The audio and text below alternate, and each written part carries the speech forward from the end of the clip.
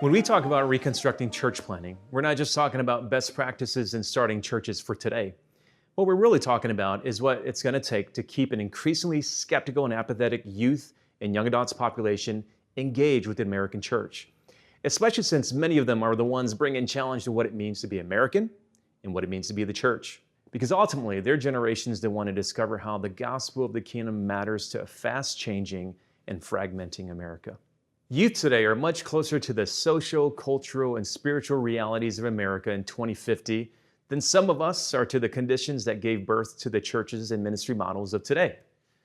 The year 2050 feels like an overly futuristic date, but it's just a couple of decades away. And by then, there will be no majority race in America. Christian boomers and most Gen Xers will have received their reward in heaven. Millennials will be entering retirement, and Gen Zers should be in their prime, leading missions and ministry with whatever ideas, tools, and infrastructure they inherited from our generation. If we're wondering about the future of churches in America over the next 20 to 30 years, then we should reflect on a time that many consider to be a heyday, perhaps even a golden era of American Christianity. Because it was during this time that our motto of church was codified into modern American life, shaping the imagination for what the church is today. Paul Sappho, a futurist and lecturer at Stanford University, says that if we're going to look to the future of something in order to prepare for it, we ought to first look back twice as far to understand how we got to the present. I grew up in a Hmong immigrant family in the 1990s living in inner city Detroit. I can remember spending my sick days home from school watching television, black and white TV shows like Leave It to Beaver, I Love Lucy, and Bewitched. I had little to no personal context for the lifestyle portrayed by these shows. In fact, a lot of Americans today don't. But part of the reason why these shows rose to popularity was because they reflected what was becoming a fast-growing white suburban middle-class America, at least the idealized and aspirational versions of it. America had emerged from World War II as the new superpower in the world, and because of things like the GI Bill, soldiers who returned from the war, especially men, they were able to go to college and make a decent living. It was the era of the baby boom, when America added over 19 million people in just the 1950s alone, making it the highest percentage of growth of any decade since the 1800s. Everything in America was booming, including the church. According to Gallup, at its height in 1953, 98% of Americans indicated a belief in God. And later that decade, the share of Americans affiliated with the church was as high as 69%. To give you a reference point, according to Gallup, today, less than half of Americans have some kind of church affiliation. But by then, the dust of the modernist fundamentalist conflict was settling, and evangelicals emerged with a great emphasis on evangelism and mission. Consider some of the evangelical church organizations established at the time: Billy Graham Evangelistic Association, World Vision, Campus Crusade for Christ, Compassion International, Christianity Today, the list goes on. And it was also during this time, in this era, that the Southern Baptist Convention surpassed Methodists in becoming the largest Protestant denomination. And although it was towards the end of Jim Crow, with some of the greatest racial unrest happening in history, the fact that Dr. Martin Luther King Jr. could say that on Sunday at 11 a.m. was still the most segregated hour in America, he could still assume you'd be in church on Sunday whether you were white or black. Whenever Christians are using church decline language, or whenever they sound like they're fighting a culture war, they're often referring to this era of American Christianity, a time that codified so much of today's American church, but also a time that no longer exists. And to be honest, while it was a great time for some American Christians, it wasn't that great for others. The practice of redlining built the tracks and fueled what eventually would become known as white flight out of American cities. Redlining was significant because it was a legal practice that kept blacks and other minority groups from being able to purchase homes in desirable developing communities. That also meant they couldn't purchase buildings in those communities for churches and other community spaces. So during this time, urban churches developed differently from suburban churches. While suburban churches were eventually able to build newer and larger buildings, in urban communities, it was harder to build new buildings, so many newer churches were established in smaller storefront buildings.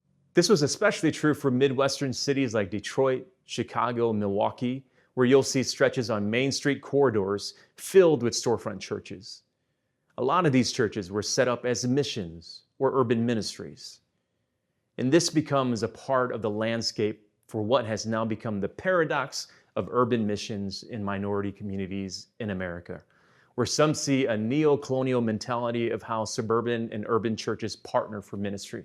Because the urban core of American cities were depleted and abandoned as a result of things like redlining, the urban poor, including immigrant communities, were now the recipients of suburban or middle-class missions. And this would later become part of the shaping narrative for a resurgence of urban church planting in American cities.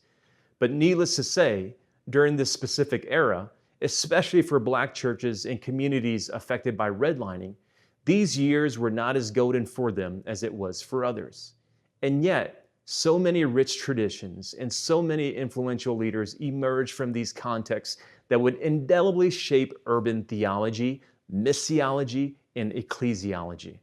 But what I think was an unforeseen and maybe unavoidable mistake of Christian denominations and ministry groups is that they socially located themselves among the affluent and upperly mobile. And so a mission organization that's socially located in white middle class and sometimes upper middle class suburbia, it will always struggle with the neo-colonial paradigm for doing urban missions because it's built into the system, the structure, and the narrative of what some call a triumphalist church. It's important to understand how church leaders imagine their internal and meta-narratives for mission and ministry because it's how they mobilize and motivate people into action. And one of the prominent narratives for a slice of American Christianity coming out of this golden era sounded something like this: renewal in America and in the world comes from powerful churches led by powerful people. That's not to say that this is what people believe wholeheartedly, although some may have. It's also not saying that this was the reason why someone becomes a follower of Jesus or how someone views their calling into gospel ministry. But it is to say that this was part of the framework that gave way to so many churches and organizations started in that era. But it probably has a shorter life today than when it first gained prominence. And for so many of us, some version of this narrative is why someone started something that led someone to meet you, that led some gospel presentation that at some time led you to Christ. And in God's sovereignty, He allowed us to live out this narrative to establish some really significant ministries and organizations. We can thank Him for that, and we can thank them for that. But we should also acknowledge that within our histories, driven by this narrative, some have been hurt.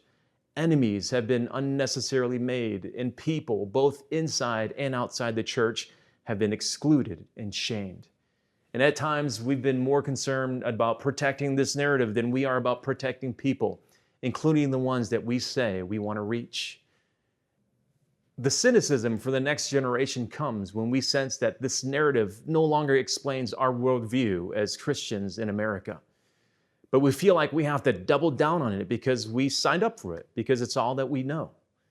And the myth of a Christian nation and the motivation of church decline may not be enough to motivate the next generation. American Christianity isn't bad. Successful ministry organizations aren't bad. The culture wars aren't so bad. And maybe triumphalist thinking isn't really that bad. I just don't think this is the way of the future.